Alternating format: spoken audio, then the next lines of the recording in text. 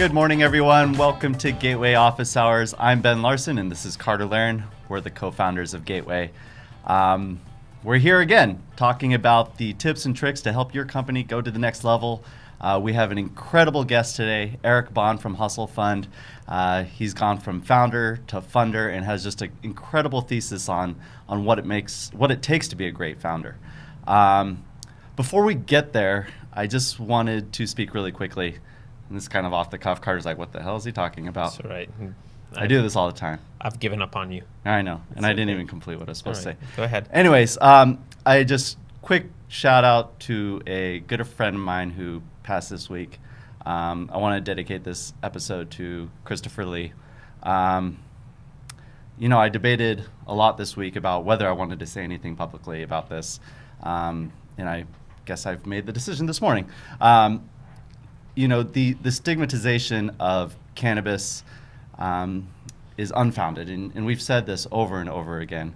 But when we see people who pass at the hands of other substances, it just highlights it even more, especially for someone like me, where cannabis has helped kind of reduce my alcohol intake and other substances. If you are still finding yourself affected by this stigma of cannabis, you need to ask yourself, why does the stigma exist? And why are we legalizing it while we romanticize alcohol? It's very important that we understand that just through legalization of cannabis and reducing the stigma, that we can have such a positive impact on people's lives. And we're going to talk a little bit about this on this episode. I don't want to drag the whole episode down, so I'll just leave it there. We're going to talk about Eric's personal journey with cannabis as a side to his hustle. So I'm super excited. Eric, thank you so much for coming on today. Thanks for having me. This is going to be an incredible episode. Thank you. Yeah, we're going to have a lot of fun. The summary is Fire Jeff Sessions. Can we just... Yes, please. That's my... And just, why stop there? Let's go with the whole administration. I've been tweeting every day at Donald Trump to fire Jeff Sessions. So if anyone wants to join me and just tweet at Donald Trump every day, just tell him to fire Jeff Sessions. Speaking of tweeting, you maybe can find us on Twitter at GTWI Inc. Send us your comments on Facebook, Twitter, Instagram, wherever it is, and we'll make sure that the questions get over here to Eric so he can answer them and not us. Yes. All right. Cool. I want to talk to you. I want to talk to you about kind of your journey as a founder and an angel investor and now venture capitalist. But before I do, a lot of people that come on the show, especially from outside the industry, don't have a personal story about cannabis. Mm-hmm. And I don't want to force you to share more than you want to share, but you have one, and I think people would be interested to hear as not someone who's from the cannabis industry, why you are passionate about cannabis and care. Yeah, certainly. I'm more than happy to share my story, and I've got nothing to hide. Actually, Awesome. One of the things that is very deeply personal to me is, there are 50 million people in the United States today that suffer from autoimmune issues, and I'm one of them. I suffer from a disease called inflammatory bowel disease, which is an incurable chronic condition. The typical way that you treat IBD, and actually a lot of chronic issues, is through steroids and immunosuppressants, biologics. These are things that will help you feel better in terms of your symptoms in the near term. But over a longer term, you can get very, very sick, become, resistant to your steroids. It can do all sorts of things to mess up your body. You can develop cancers and so forth. So I grew up in this area. I grew up in Michigan, and in a very conservative household. So during the 80s and 90s, I don't know if you remember the DARE campaigns that the police, all across the United States had kicked off. Yep. So I was conditioned for a good 20 years that cannabis is bad. Drugs are bad. Cannabis was just looped into this whole category that's similar to heroin, in my opinion, right? So it took me a long time to go through this journey over the past 35 years of my life to understand what cannabis truly is and what it can do to help people like me who are suffering from autoimmune issues. So there's a period since 2014 when I was diagnosed with ulcerative colitis, which is an inflammatory bowel disease, where I was really struggling. It was debilitating me. I couldn't get out of bed at times. I had to stop work for months at a time. And whenever I'd go to my doctors, to Stanford, UCSF, they would just say the same thing, which is, we have no idea what causes these issues. And the only thing you can do is to take these immunosuppressants and steroids, and then hopefully it'll work itself out over time. I refuse to believe that, because I just felt like it was not the right course for treating patients longer term. It was covering symptoms, not treating the underlying conditions themselves. And so I went through a whole bunch of experimentation, primarily around diet, and then finally, it was just randomly through some research. I was looking at PubMed articles around cannabis, and I saw that there was some studies, some very interesting studies that correlated relief of symptoms with cannabinoids. And then this put me down a whole path in the past year of trying to understand CBDs more, and then understanding like, wow, CBDs are a very powerful natural anti-inflammatory. And finally, I did find a doctor who said something to me that was really powerful. He said, you know what, Eric, you need to try cannabis oil. So I don't know if you guys can see this. This is actually a slightly different kind of formula than I normally use. I usually use a 3-to-1 tincture. It's coconut oil infused with cannabis. Yeah. And shout out to the Treatwell team. That is, in fact, a great product. Yeah, so I just learned that Treatwell is sort of like the Whole Foods of cannabis. They sort of had an artisanal quality to it. But when I learned about this product and spoke to my doctor, he said something that was pretty impressive to me. He said, like, when you start taking this, you're going to actually feel like you're taking prednisone in terms of your symptom relief. And he called it. He said, within 3 days, I suspect you'll be 90% reducing your symptoms. At the time, this is about 6 months ago, I want to say, I was in an 8-month flare. I was feeling pretty crappy. Things were going the wrong direction. And then I started using it 2 times a day under my tongue for 90 seconds. No psychoactive effects. And then symptoms were gone. All inflammation was gone in my symptom in my system. It was powerful, and actually it was almost like a come to Jesus moment for me. So like I've been a struggling Christian all of my life, but I sort of after cannabis have understood at a much more greater depth like why people become evangelists, which is like when you have like the good news and you totally believe in it, you just want to spread it everywhere. Right. And I've actually become the biggest evangelist for cannabis now as a result. So like whenever I meet someone that has autoimmune issues, and by the way, this is one of those things that people secretly suffer for a very long period of time, and it's only when you broach the topic where you realize how many people are suffering. I now give them a bottle of this stuff and tell them about my journey, and then ask them to try it too, and they are also seeing relief as well. So to me, this is actually like a crusade, like a lifelong crusade that I'm embarking upon, and it gets me so excited to see that guys like yourself, this team here, is also putting forth the good news about cannabis. Well, I would just like to highlight the fact that Eric is not officially, you're not in the cannabis industry. You're not a cannabis industry representative as a professional. Yeah. You're not getting paid by Treatwell to, pimp their product. Maybe you should, though. Right. Hey, Allison, give him a call. I also like Humboldt Apothecary too. That's pretty good stuff too. Yeah. So it's just humbling to kind of hear your personal story, and like I said before, I just appreciate it immensely. Yeah. No, it's been so exciting, this journey, and so like I want to figure out what we can do to just overcome that stigma, as you started off in this episode. Well, and so one thing that I think a lot of cannabis people know, but maybe people outside don't really understand. You mentioned it briefly. It's non-psychoactive. Yes. Right. Yeah. This doesn't slow you down from being a venture capitalist or being highly productive. I think a lot of people don't understand that CBD actually can counter some of the effects of THC. So if they're together, the THC actually, the psychoactive effect is lessened. Well, let me talk about this. I was going to say, can you talk about like how it's affected you mentally? Like, have you felt any mental effects? Let me try to summarize, I think, the body of research that I've come to conclude related to autoimmune issues. So I am convinced that nearly all autoimmune issues, and possibly even diabetes, is related to your microbiome. So these are the diversity of bacteria that's in your gut. In the United States, when I was growing up in Michigan, I would go to McDonald's all the time and like eat fast food and eat tons of processed food. The 90s were really big on processed foods. What I think I didn't understand at the time was all those preservatives, all that fake shit that we're ingesting was killing my gut. Mm-hmm. And it just so happens that I'm now manifesting symptoms as in my 30s, right?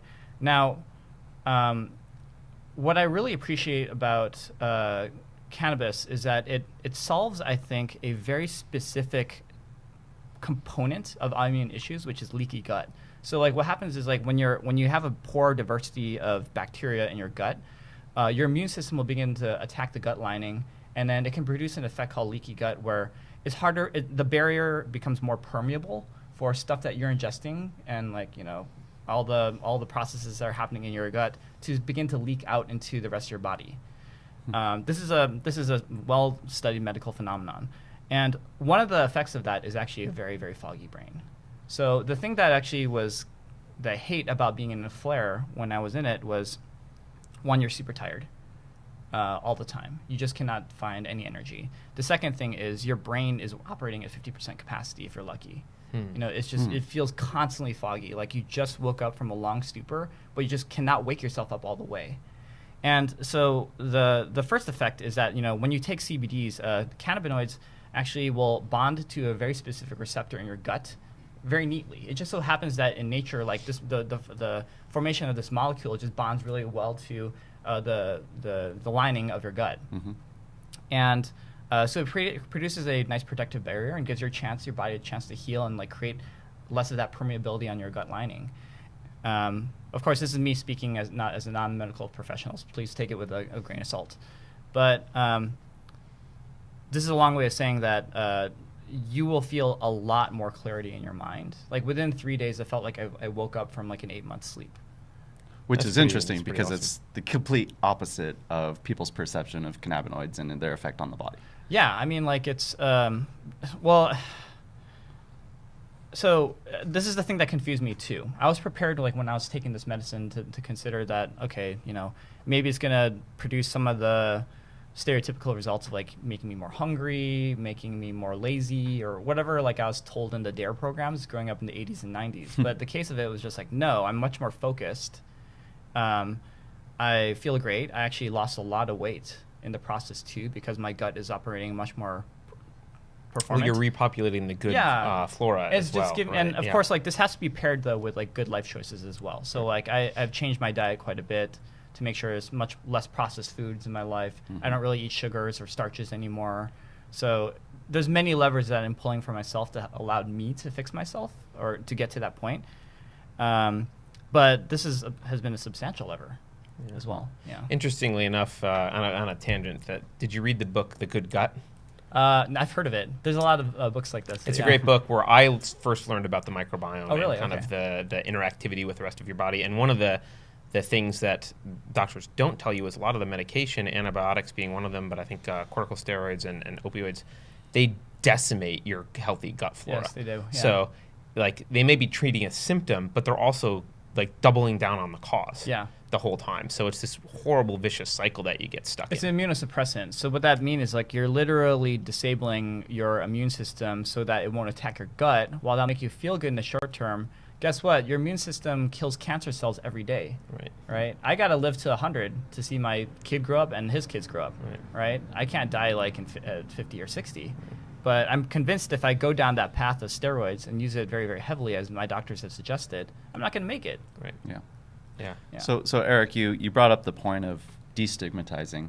Well, I guess I brought it up, but you also mentioned it. course, yeah. But one of our theses on doing that is having professionals like yourself just talk about it more openly and have it just mixed in with the conversation of startups, investing, Sure. hustling. So I do want to take that opportunity now to transition the conversation to kind of talk about your journey and where it started and how you ended up as a venture capitalist. Yeah.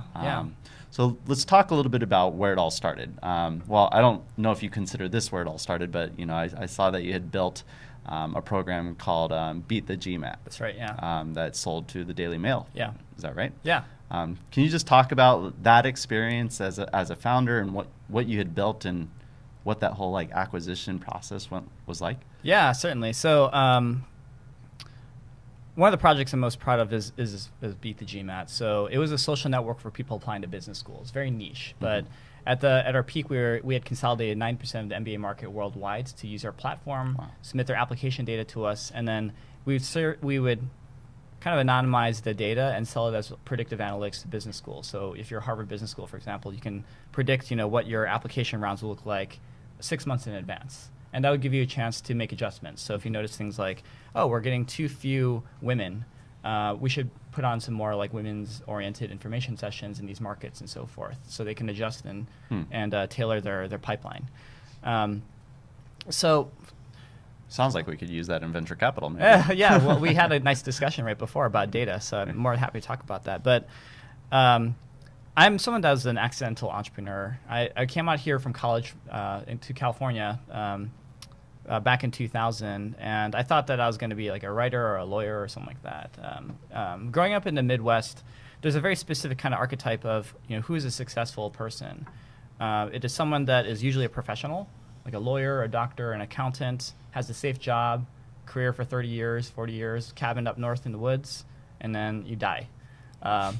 So my worldview was really, really narrow. And then coming out to California, of course, was life-changing. I met my wife. I met all my lifelong friends. But, of course, it opened me up to a world of possibilities. So I was someone who, when I was graduating, I was armed with a degree in sociology.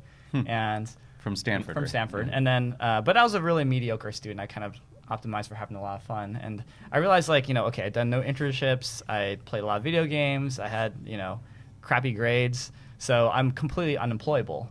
And what I did was, of course, I asked my parents, what should I do? And they said, you should maybe get a business degree because you're too dumb to be a lawyer and a doctor. So I was like, that's a great idea. I'm going to go after my MBA. And what I did was, I'd say that there's only one thing in this world where I truly excel as one of the best in the world. I'm great at taking standardized tests. That's the only skill that I have where I'm like, wow, I'm the best in this field. Completely worthless. Standardized test doesn't standardize anything. It doesn't say anything about your intelligence. It just says I'm really good at preparing for a standardized test. And so at the time I had no money, but I wanted to prepare for the GMAT test, which is the entrance exam for business schools. So what I did was, I went to the library, I got some GMAT books, and I said, to keep myself accountable, why don't I start a blog called Beat the GMAT, where I just write an entry every day of what I studied. Oh. It'd be okay, I opened up Princeton Review book pages 25 to 40, I did these problems, and this is a summary of what I learned. And the goal was, hopefully there's some other poor folks like myself who can, find my resource, follow my study guide day to day, and then be successful in their test-taking strategy themselves. And that was kind of my contribution to the world. What happened, though, was a 9-year journey that I didn't expect, where that blog ended up becoming quite popular because even in 2005, when I launched it, there was a dearth of self-study materials on the market, on the internet, believe it or not. So lots of people were emailing me questions about their own journeys and how they're going to prepare for business school. I was at one point getting about 100 messages a day because I posted my email up there. And finally, I said after 1 year, I was like, why don't we turn this into a discussion forum so that I don't have to talk to anyone and these smart people can just sort of interact with each other because I was really impressed with this community. They're all very ambitious people after applying to business school. And then, so I was able to get a job. I was a product manager designing accounting software at a boring tech company. Did you ever take the GMAT? I think I did. I did great. I actually got into business schools, but I didn't end up going because of Beat the GMAT. It was doing really well. So the irony. Yeah. There's irony. Yeah, there. I mean, great. blog became a discussion forum. The discussion forum became sort of a media company, and the media company ended up becoming a true social network and analytics business. So we were producing really good revenue by the end of it. Towards about year 7, bootstrapped it.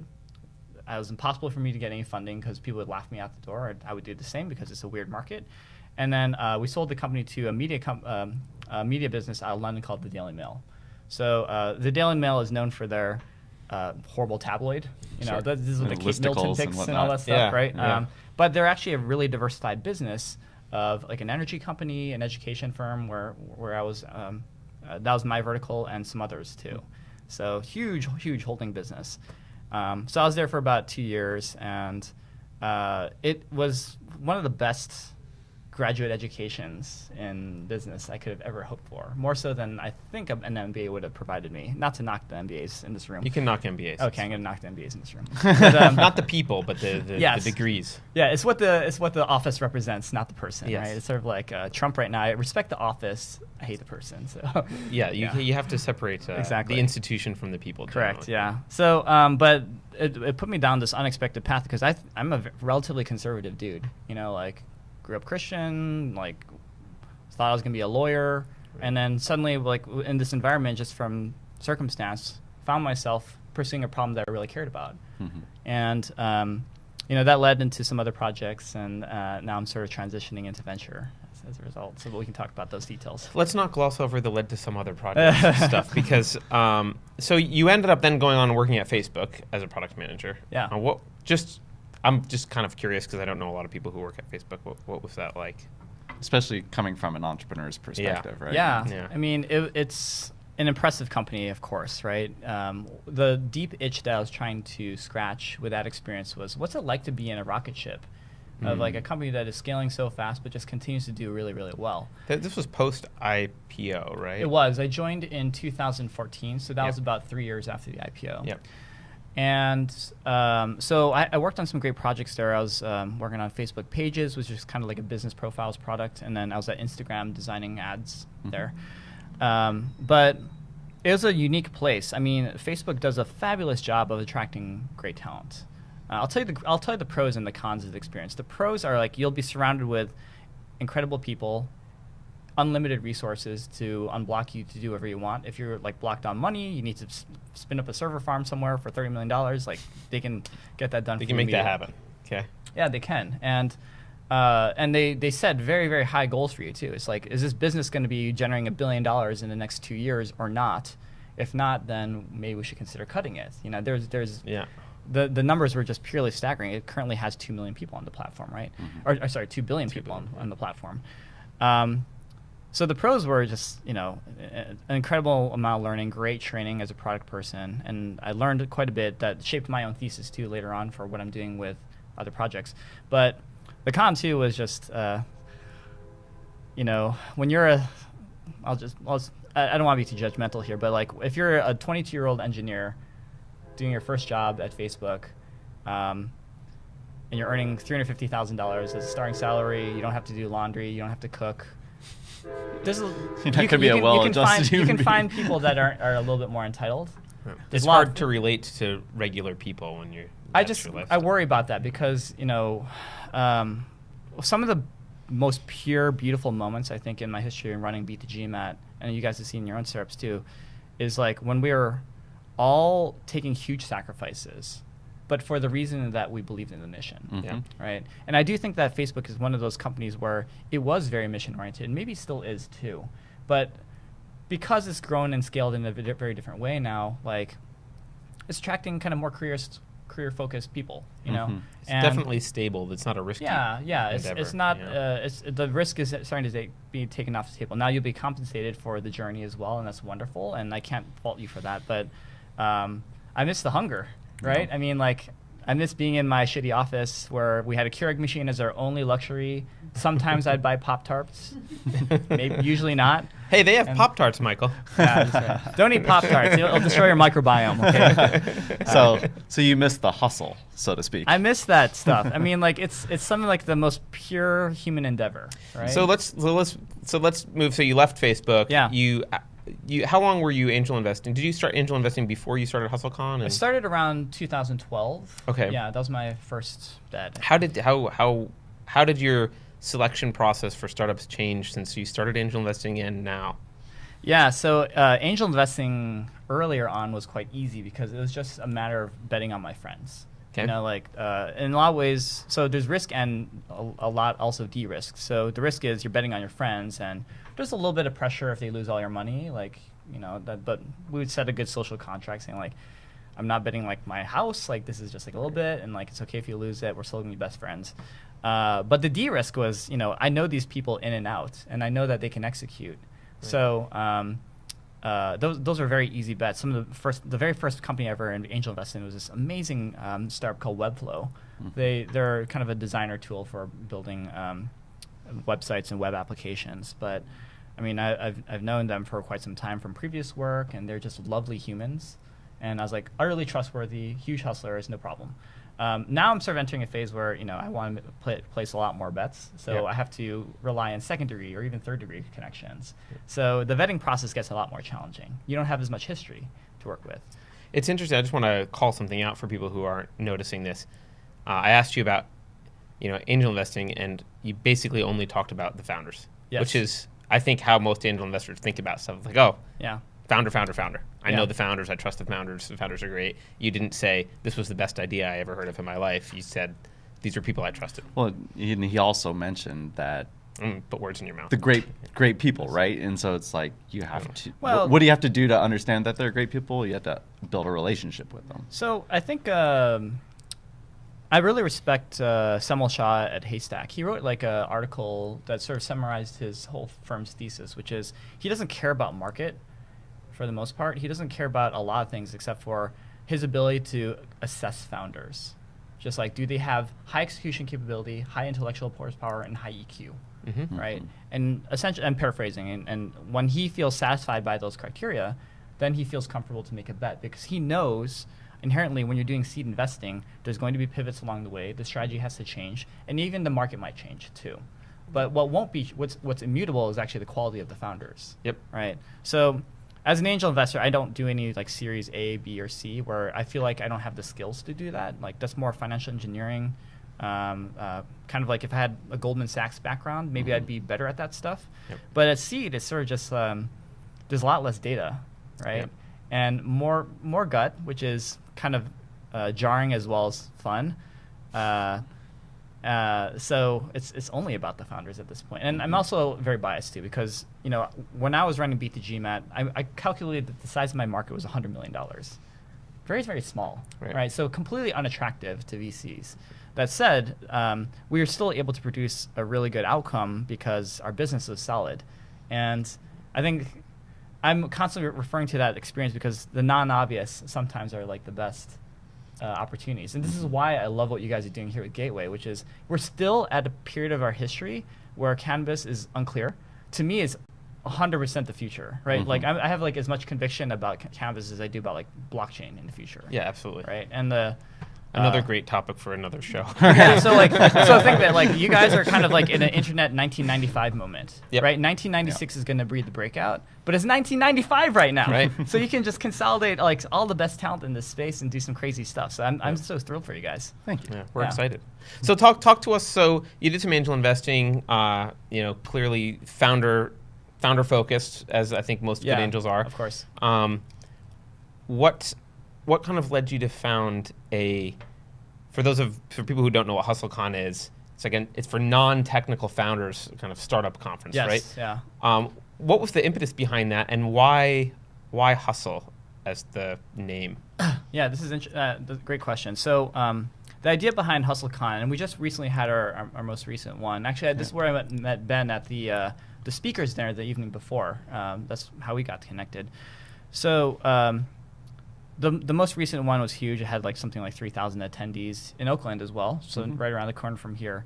But I don't know if you guys remember this. In 2013, 2012-ish, there was a narrative that was beginning to form in the Valley, which is if you want to start a startup, learn to code. Yeah, be a And technical founder. exactly, Remember right? that. You So, don't like, need the business side. all these businesses like Dev Bootcamp and like Hackbright Academy, these are fine institutions too in training like some level of technicality. They sprung up and they were starting to blow up. But as Was someone, it like Zuckerberg worship? Do you think that's what it was, basically, or? It's a really interesting question. I don't know what the root cause was for this narrative to form. I think there was definitely evidence that things like Code Academy were noticeably rising in their membership. So it could have been what I call like a tautological fallacy of like, oh, this phenomenon's happening, Right. therefore this is Right. the reason why. The Like they're kind of correlation like is not they're causation kinda, yeah. they're like Yeah. backfilling like these rise of these services, and so I always got very offended by this, which is like, wait a minute. Because you were a non-technical, successful founder. Well, I'm not alone. I mean, Right. I'm actually a tiny dude. Like there are titans who are non-technical Sure. that have been able to grow great businesses in the tech space. So HustleCon was formed to combat this myth, which was, okay, we're going to start a conference for non-techies who want to start tech startups. And then the goal of this was to find founders who are all non-technical, who have reached a pretty sizable level of success in their business, and have them walk through a very specific tactical area of growth that they were able to pursue. So some notable first people in that very first conference were like Katrina Lake of Stitch Fix. She recently filed her company for IPO. They're doing $700 million in valuation. her journey was in the very first year, she had a Wufoo form that she constantly optimized, soliciting primarily women to give her data about what they wanted in their fashion. And then she then experimented with like sending boxes every month of fashion goods and so forth. She just hustled that. So there's all these stories that we discovered, and we found that actually the composition of HustleCon from day one was always 50% non-techie and 50% techie. And then when we dug into that some more, we realized, oh, we actually have something that is somewhat universally appealing. Like just the idea of understanding how to scale the business side is appealing to everyone. Right. And now there's a team in place running the Hustle, which is the media side of this business, led by two amazing co-founders, Sam Parr and John Havel. And they're just blowing up this story to a much, much larger degree. You asked about like the term hustle. Yeah. So I've been thinking about this quite a bit. I actually have a very specific definition of the hustle that I'm referring to, but I realized that it's more controversial than I thought. So I'll sort of get into both sides. So for me, when I remember hustling, I remember like being a second grader in Michigan playing soccer, and then my coach saying, "Eric, you need to demonstrate more hustle. You don't chase the ball." And then the reason why is because I hated soccer and my parents would make me play it. But like I remember like hustle, just like get there. And then like the definition as I got into my startup days, we'd say hustle quite a bit, which was like, if there's a gap in our skills or just something we had to do, and just someone had to do it, then we would just hustle do whatever it takes without ego, set that aside, and just make it happen. So kind of like dig down and work hard. Yeah, dig down, yeah. like find the grit, and then just do it. Lately, I've been actually thinking about this term quite a bit more. My wife is in the diversity and inclusion space, and a topic that we think about is like, are we co-opting something from African Americans? Actually, this term hustle, because like there's actually some real connotations to this term in African American history, and some of it is also like considered pejorative in the past. Like if you like listen to like Biggie Smalls in like 1993, he's talking about like hustling to feed his baby daughter, and all that stuff. Well, I think even prior to that, right? Even decades and decades ago, there was a kind of negative connotation to the hustle, which was kind of the like almost like the con, cheating, like the con, the right? cheating, like illicit behavior. Yeah, but and I don't know the origins of it, but there's certainly a connotation there. I'm not sure either, but I still love the term because I think that we want to turn this into something that's really positive, right? Which is like the definition that I've always believed, which is just find the grit, do the work, doesn't matter, like, and set aside the ego. I think that's a big part of it. And like a story that I always like to tell was like, we didn't have any money to do any housekeeping in our office, so I was the guy every Friday night that would sneak in and vacuum the office and like wash all the cups and everything. And I was the CEO of the business of like a company of 25 people, but it was cool because I saved a little bit of money for the company and we could afford Pop-Tarts the next week, right? So, but like that's one of the qualities that I look for in the founders that I want to work with too, which are just like, can they set aside their ego to just get shit done? Yep. And that's the term that I would really hope we can evolve the hustle to really primarily mean. I think I could be wrong because I'm not the person usually to ask about what's the cultural norm is ever for anything, but it seems like that's how people understand the word now, at least in the Valley. Like hustle in the Valley doesn't seem to have a negative connotation, at least in the Valley. In Michigan, so I have an old accountant I worked with. Like my accountant's a wonderful dude. His name's Jay, and he's like, HustleCon. When you first heard about it, he's like, "Is this? What are you guys talking about here?" Like, sounds like con man. Sound like scam con to him. He Yeah, thought it was like not a conference. Like there's a Nigerian prince that will attend. Exactly, right? It's just things like that. So, but that said, like tech has a way, and the West Coast and California has a way of leading. Yeah. Right. So, I think the trends that we set will eventually percolate out. Yeah. Yeah. Fair. So let's talk about you've just founded recently Hustle Ventures. Can you talk about the thesis behind it a little bit and kind of what you're wanting to do with it? What kind of founders should be thinking about reaching out to you? What kind of businesses you're looking for, Sure. and what your thesis is? So, I'm going to give a very non-satisfying answer, but maybe we can change the course of the discussion slightly, which is I can't make any comment about my fund due to non-solicitation laws right now. So if you guys Google non-solicitation and like actually venture capital we should firms, dig into this a little bit because we Yeah, I see know. this We talk about like our fund a crazy. lot, but Well, yeah. no, not us. I'm talking about companies in the cannabis industry. They don't they haven't really done a lot of research often about SEC rules and public advertising of their raises and that kind of stuff. So any company, Well, don't advertise your raise. So yeah, I'm not well, asking I'm, for that. I'm not Yeah. commenting about whether there's even a raise happening right now. Okay. But like there is, this is actually an important thing for all startups as well as funds to consider, which is like if you're going through the fundraising process and you have not completed it, you can get into a lot of government trouble. Just because there are these FINRA, SEC laws that prevent you from speaking publicly during a fundraise. So, but that said, I'm more than happy to talk about some of the things that I hope our venture capital industry can solve, right? Fair. That's good. And maybe like at some point our future projects can be contributors to solving these issues. Well, we had a discussion earlier about some of the issues in the venture space. So in that context, I think we can kind of talk about. Let's talk about that. So maybe I can first start by just revisiting a conversation that the three of us had, which is around phenotypes versus genotypes. This is actually something that I think about quite a bit in seed stage investing. So apologies because I'm going to repeat some stuff here, but for let me just clarify to our audience. He's not talking about actual phenotypes and genotypes from a cannabis perspective. So these are metaphors that he's going to apply now to seed stage investing. Yes. So thank you. put that hat Everyone's on. like, all right, and we're then getting that's into the right. good Yeah, stuff. Yeah. So sorry, go ahead, Eric. No, I like that caveat. I wasn't even thinking about that. So phenotypes. In seed stage investing, I'd argue that it is a very phenotypes-driven activity. So when you're talking to founders who have no traction, maybe still working on their ideas, have to make a couple more pivots before they find their product market fit, there's relatively little data you can usually rely upon to make some sort of quantitative assessment that, okay, this is they check off all these boxes that, they're a great founder.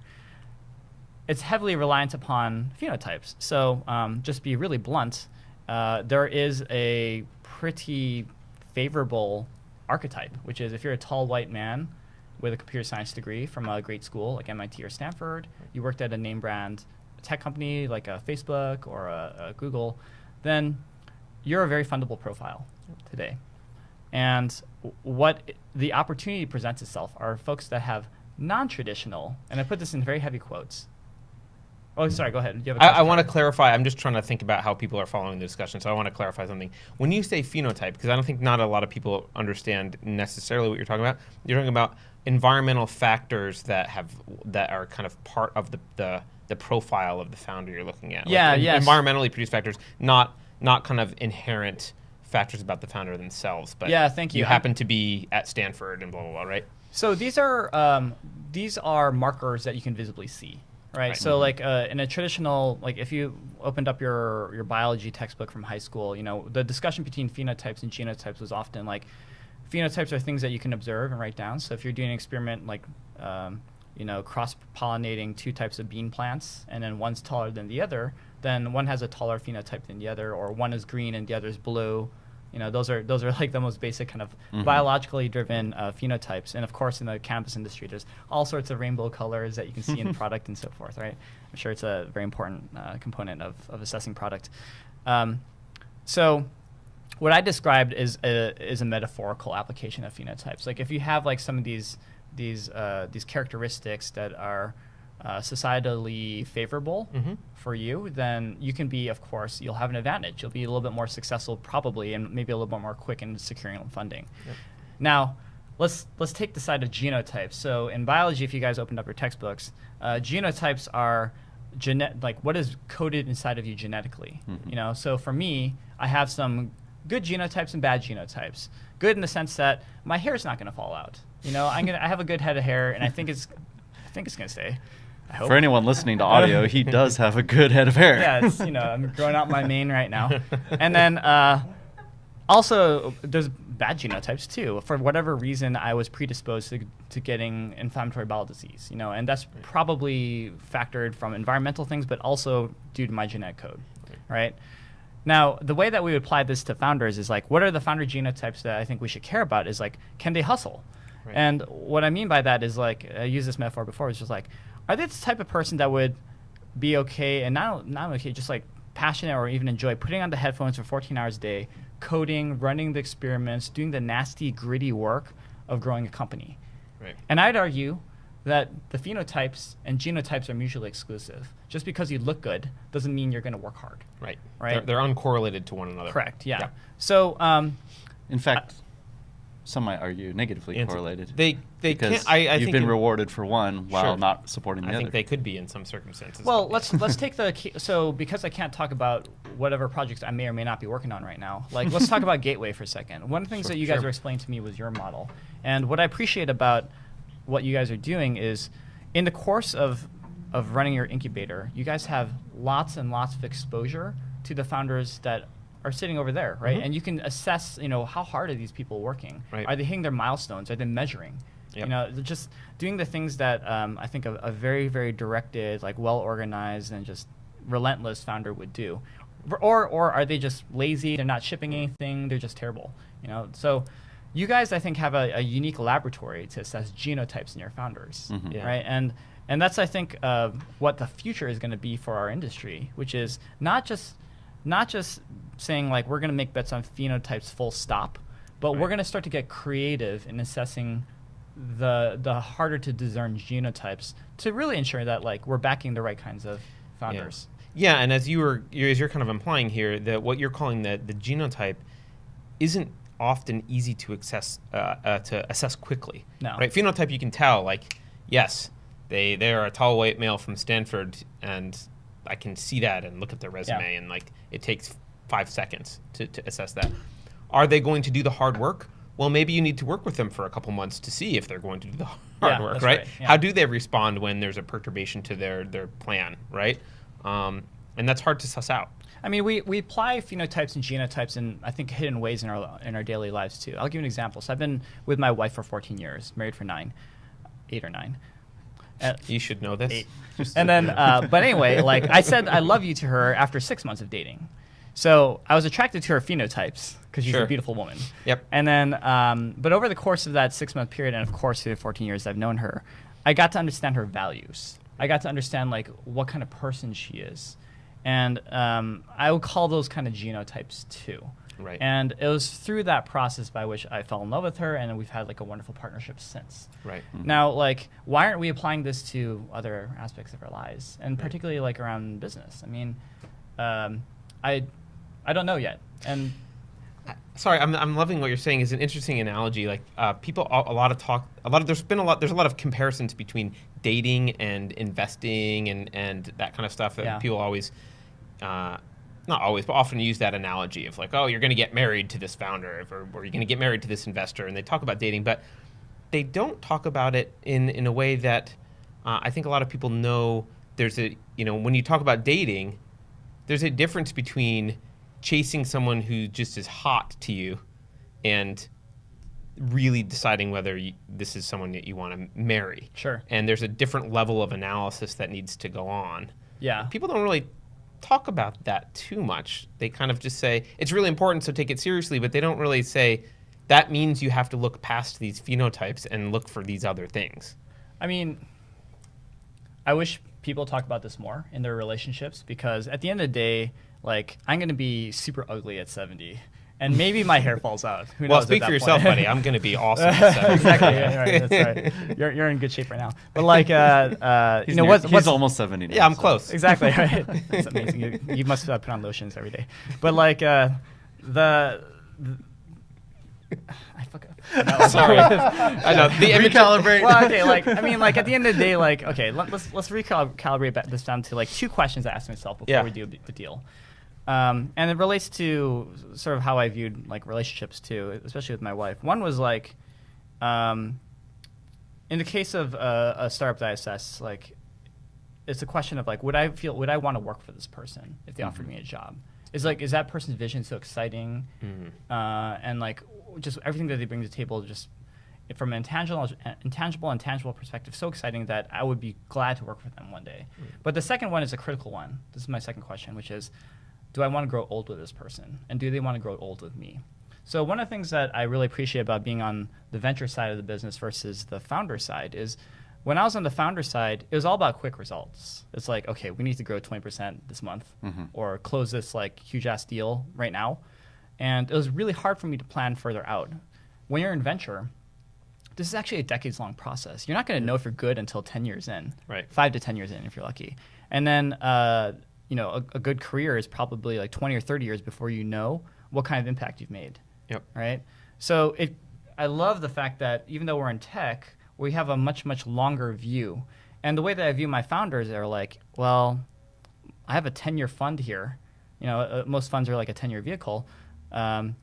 When I bet on this founder, we have to be collaborating and working well together, not just professionally, but personally for the next 10 years. Yep. And at least. And then, of course, they're probably going to start another company and another company. So we might have 30 years together. Yep. And then I'm going to be 65 years old. They're going to be 65 years old. And, you know, we'll talk about our grandkids, you know, Right.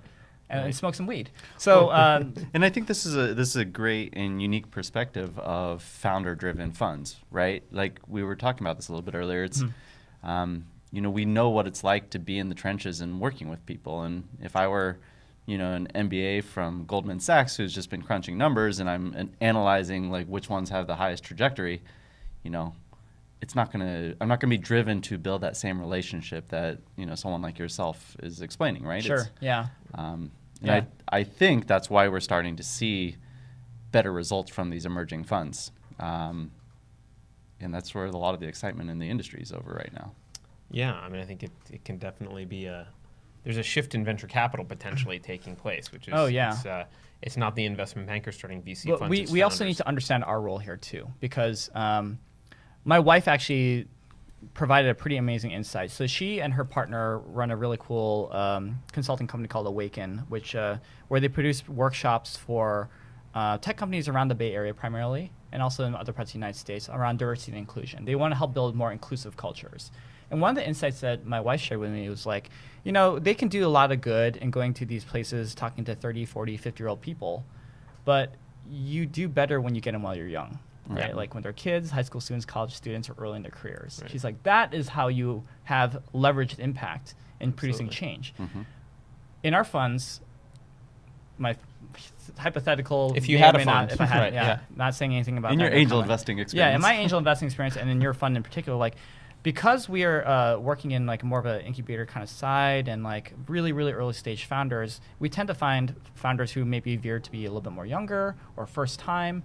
And if we can bring in some more inclusivity into the culture early, then perhaps we can preclude a new Travis Kalanick from happening where, you know, great business potentially, but horrible culture with like lots of people like burned in the process, you know, because we can inflect them early. Mm-hmm. And I think we're uniquely capable of pulling that off versus if we were in like a Series C or Series D fund where it's all about like, okay, we got to put in $500 million here. They're going to IPO in 2 years. This is what like our actuarial charts look like in terms of producing return. Mhm. You know, that's a little bit cold. It definitely, I mean, early stage investing and investing early in a founder's career, you definitely have the ability to really change the trajectory of that founder and That's have an right, impact yeah. on how they view the world and how they view their company and how they view their role, and that can be a lot of fun.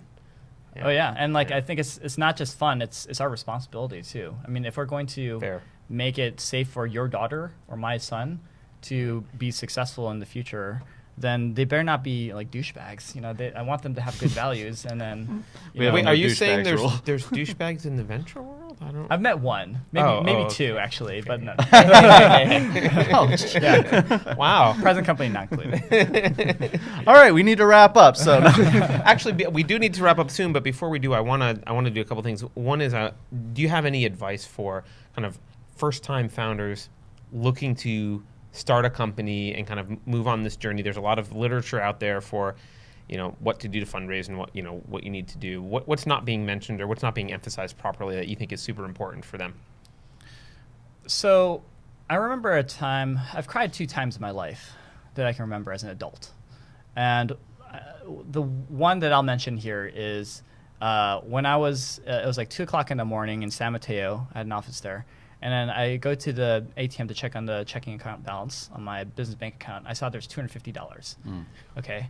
And then I owed $13,000 in payrolls and other stuff the next day. And so that was a very sad moment because I was really freaked out. There's a lot of reasons why I should have just like, you know, crumpled up into like a little ball and like took a nap forever, and just felt bad for myself. But the one thing that kept me going was the fact that I absolutely believed in the mission, regardless of a lot of things. Like rationally, I believed in this. Okay, so the way that we measure ourselves at Beat the GMAT, I'm talking about this experience, is we measure ourselves by bodies, basically, which is, okay, our goal is to democratize access to higher education.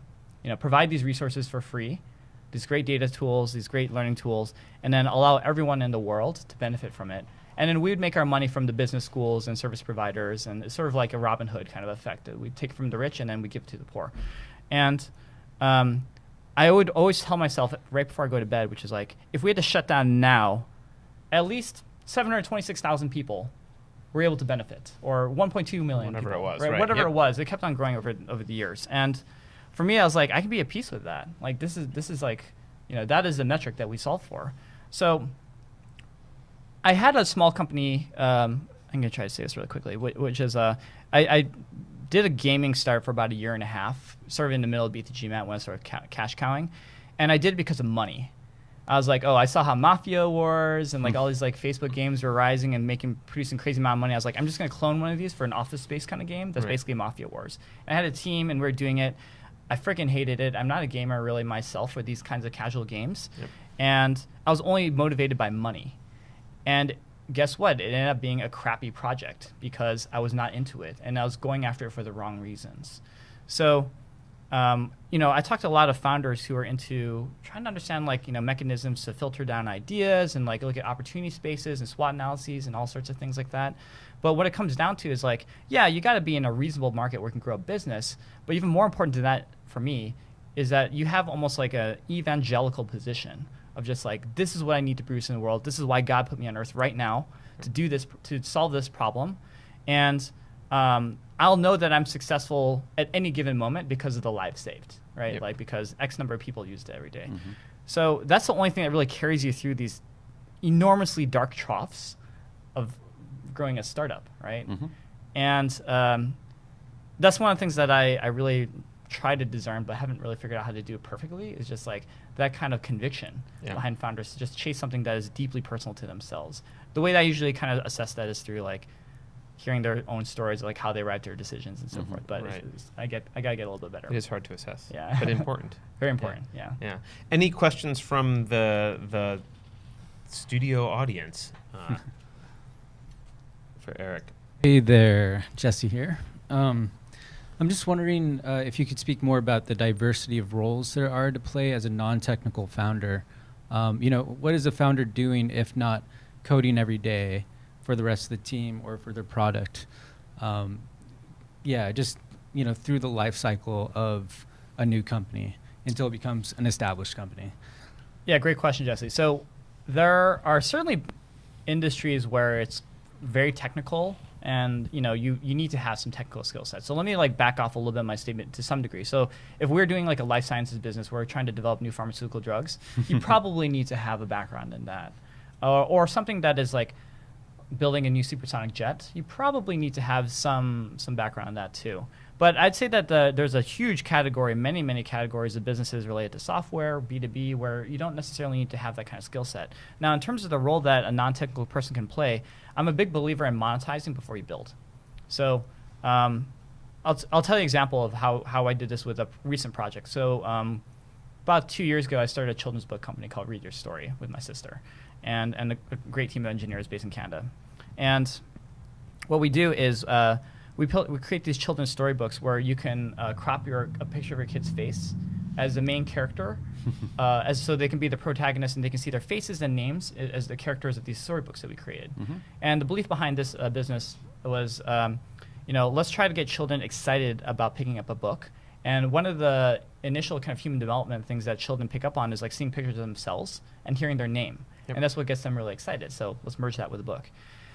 The way that we actually started this business was before we actually started to have any product release, as the non-technical founder, I wanted to secure a lot of sales even before it happened or the product would go live. So created a bunch of Facebook ads, ran all these experiments. We eventually got thousands and thousands of people on the pre-sign-up list.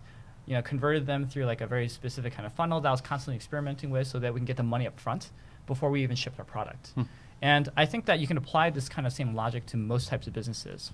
For those that have more of a monetization bent. So if the three of us want to create like a B2B SaaS product, we can start pitching Vaporware now. We can go to like Intuit or Facebook and like present our solution, maybe show some very compelling looking screenshots of what we intend to build. And then you can land contracts and land capital that way. So it's to me, it's almost like the first lever I see for non-technical people is to validate product market fit by pitching Vaporware, monetizing early. And of course, there's a whole number of things besides just good product execution that's required for producing a successful team, right? Well, and the nice thing about delivering something manually, you learn where the sticky points are. Absolutely. And what you need to automate first, and that helps you channel your resources Yeah. so that you can build more efficiently. Yeah, exactly. Awesome. Great answer. You mentioned your wife's passion around diversity and inclusion, and I wonder how that plays a role in the work that you're doing now in selecting founders and how you interact.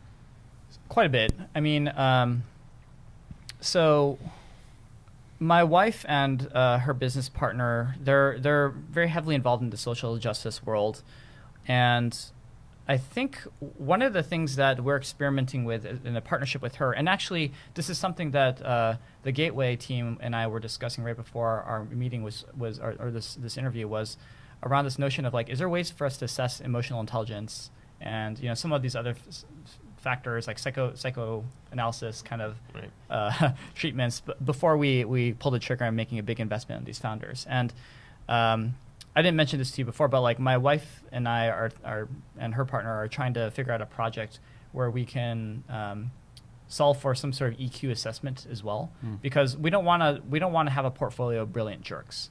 We just want to have a portfolio of brilliant, nice people who are also like aggressive but nice. It's kind of a narrow path, but maybe it's not as narrow as I think actually. So weeding out the jerks through some sort of assessment really, I think, is possible. And is one that I think a lot of seed stage firms ignore too. So this is one area where we could, through collaboration, have some unfair advantages if we pull it off correctly. Yeah, it's definitely something as we talked about our psychometrics Correct, earlier. There are definitely some, we don't know a lot, but there are some things we do know about personality traits that are flags, for example. Yeah. Of like, oh, we know not to bring this person in. Yeah. So cool. Any other questions from the audience, or we got like 2 seconds? But good. Eric, thanks for sharing your story. And hey, I just wanted to ask if there's certain types of businesses or business ventures that really interest you personally right now, or that are sparking your passions. So I won't rehash cannabis, which is like one of the areas that I'm really diving deeply into. I think that once people I will say this at least, which is once people understand the connection between microbiome, their own personal immunity health, and actually mental health, and also where cannabis can play as an overlapping Venn diagram in that entire ecosystem, it's going to unlock incredible amount of usage and help heal a lot of people. So I think we're at this inflection point where people are realizing, oh, poop is actually really important for us to study because of all the microbiomes in there, and we should. It's fun to say. Yeah, poop is fun to say too, and I'm touching it every day with my own son, so it's like it doesn't even gross me out anymore. We're not quite potty trained yet. So that's one thing that is very exciting to me is like that connection between microbiome, cannabis, and then immunity health and mental health. I think there's going to be something that is really big there, and of course, like I don't want to sound like I'm on the bandwagon here, but I'm getting deeper and deeper into blockchain too, as like the future. I think this is also like a 1995 moment that we're seeing in that industry where you can completely decentralize transactions. It's far more secure, and then there's basically very simple applications that have yet to be built. Like I need a home loan escrow service or a closing escrow service, or I just need like a document sharing service. Like these are things that have been already built on like HTTP and TCP/IP protocols, but it can be easily applied in the right way in blockchain. So we just need to build all this infrastructure. We're going to see 4 ICOs next week based on that. Yeah, sure, right? I mean, like that part actually does freak me out a little bit. I think there's a lot of scammy ICOs. It's just, I mean, you mentioned it before. It's kind of like the beginning of the internet It bubble. is, yeah. It's the Yeah. same thing. You've got Vaporware. You've got a lot of vaporware. Yeah. But you still have the, I don't know if this is a good thing, but like the Yahoos are still like coming coming out of there. Yeah. There's still some good companies that will provide real value that will last for a while. Yeah, yeah. And then crash and burn and get bought by Verizon. Maybe we'll see. So One it's, can only hope. it's exciting times. And like in our industry in venture too, it's gonna be interesting to see what ICOs do for fundraising, right? Because like there are a lot of companies now that can pull off tokens as a mechanism for raising lots of money, circumventing venture capitalists. And as when I talk to founders who are doing this, I can't fault them for doing it. I think it's actually kind of clever, but it's ripe for abuse. And I think that we need And to it is figure out being a little bit. abused. It is being abused pretty Absolutely. badly too. Yeah. So Yeah. cool. Interesting. This was an awesome conversation. I feel like we should have a blockchain conversation. Yeah. separately, Well, you another can day, but- come back anytime. Thank you so much for coming Yeah, in thank you tonight. guys for the opportunity. And again, congratulations for what you and your team are doing out here. I mean, this is, as I mentioned, like God's work. I really believe so. Like this is a really important thing for us to push forward. Let me know and let our audience know too here, like what we can do to help you guys fight the good fight. Yeah. And like send you great deals. And And what's the please best do. way Thank for you. people to get in touch with you? um, If you want them to get in touch so with you. I won't give my email yet just because I may or may not be starting a project that I may or may not be able to comment on. But you can tweet at me at Eric Bahn, ERICBAHN. Maybe that's the easiest way to start. Awesome. Yeah. Yeah. Thank you so much. Thanks again for coming. Yeah, thank you guys. All right. Thanks everyone for watching. Join us next week. We have Max Savage Levinson on from The Hash, returning the favor of a recent podcast that he did with us. So look forward to that. Join us next week, Friday, 10 a.m. Pacific Standard Time, or what, daylight time? Whatever. Whatever. 10 a.m. California time. We're also on iTunes, podcasting on iTunes, YouTube, and you mentioned Facebook. Yeah, I think Yeah, so. if you want to join the studio audience, just shout out to us on Twitter or Facebook, and we will let you know how to do that. Or just show up. Or that. or that. All right. Thanks. Have a good week, everyone. Fire Jeff Sessions.